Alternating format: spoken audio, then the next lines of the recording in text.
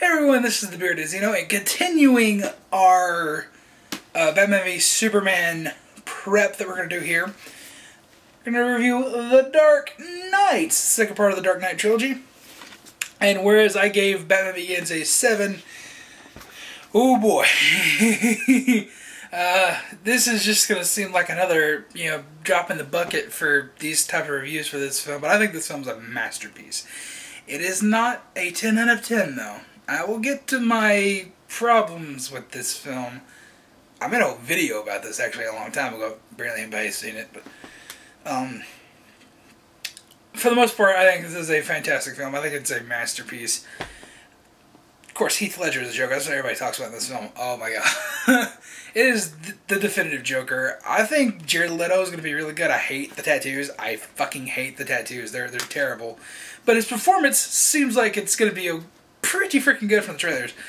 Jack Nicholson's Joker is awesome, but Heath Ledger is the definitive Joker.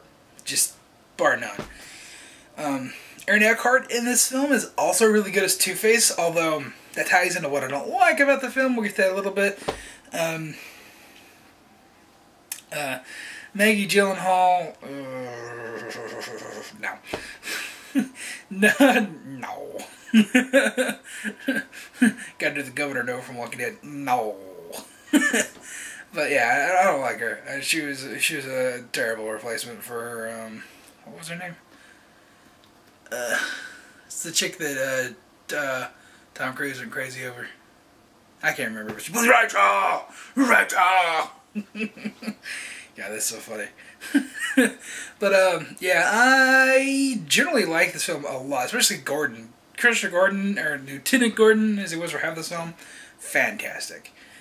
There is really not a scene in this film that isn't iconic. So every film, every scene in this film is iconic to me. For the most part, I love it front to back. Christian Bale evolves himself as Bruce Wayne and Batman in this film. Alfred is fantastic, and as I found out Ruby the size of a tangerine. I love that. I suppose he definitely can do a really good Michael Caine voice, so that's funny. But okay, now I gotta touch on the negative. So like I said, I did a whole video on this. It's still on the channel if you want to find it. But my problem with The Dark Knight is the last 20 minutes. And I hate it. I do. It's never sat right with me ever since I saw the film for the first time in 2008. Yeah. The film should have ended when the hospital exploded. That would have been the perfect ending for this film. Two-Face has been created. Him and the Joker are, gone in the wind. You could have just wrote the Joker out. He could have disappeared. He did his job. He made Gotham's White Knight fall. That's what he did. That was his goal. So he could have just disappeared. Like, yeah, look at this. Your problem now, Batman. And Two-Face could have been the main villain of The Dark Knight Rises. Or he could have been in leagues with Bane. So I really think when the hospital explodes, that should have been the end of the film.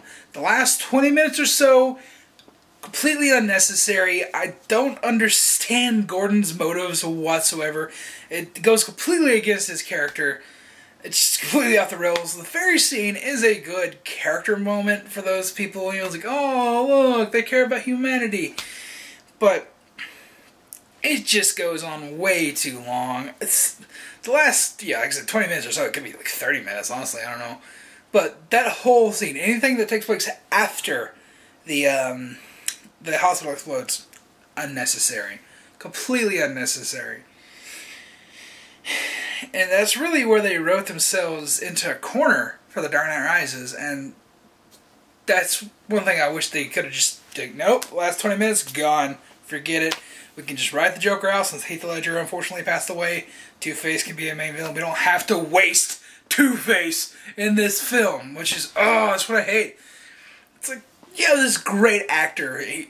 The short time that he has as Two-Face is fantastic. But it was way too short. Way too short. He easily could have been the main villain of the sequel. Easily. But no, it's like, oh, well, we gotta resolve everything that we started in this film. No. No, they should have left it dangling. That is one instance where it's like, yeah, we're gonna sequel bitch here. I wish they had done that. Now, granted, the whole final speech that he has with Gordon, like, you know, I did this, I killed those people. Yeah, that's good. I like that. The actual ending of the film is good. But leading up to that, the last 20 minutes, you know, anything that takes place after the hospital explodes is unnecessary to me. I think it's stupid. And usually when I watch The Dark Knight, I stop watching after the hospital explodes. I swear to God, I do. I do. I cannot stand anything after that. To me, it just seems completely unnecessary. But like I said, the rest of the film, I agree with, you know, the consensus that it is a fantastic film. And if it wasn't for the last 20 minutes, the film would get a 10 out of 10 for me. But unfortunately, they don't. You know, that stuff still exists. I can't ignore it. I mean, I can't ignore it, but it's there. I have to rate it. So, I would give The Dark Knight a 9.5 out of 10. You know, the whole of the last 20 minutes docks a half a point. So, woo. But, yeah, that just keeps me holding, you know, it holds me back from giving it a perfect score because that's how much I loathe the last 20 minutes. Definitely the minority on that one, but for me, they just seem completely unnecessary. Anyways, what do you think about The Dark Knight? Do you think it's overrated? Do you think it's amazing like most people do? Let me know in the comments down below. Let me know if you feel the same way about I do. Let me know if you feel the same way I do about the last 20 minutes, because for the most part, I think I'm the only person that thinks that. Nobody has agreed with me so far. So, yeah, like I said, let me know in the comments down below. I'll see you in the next video.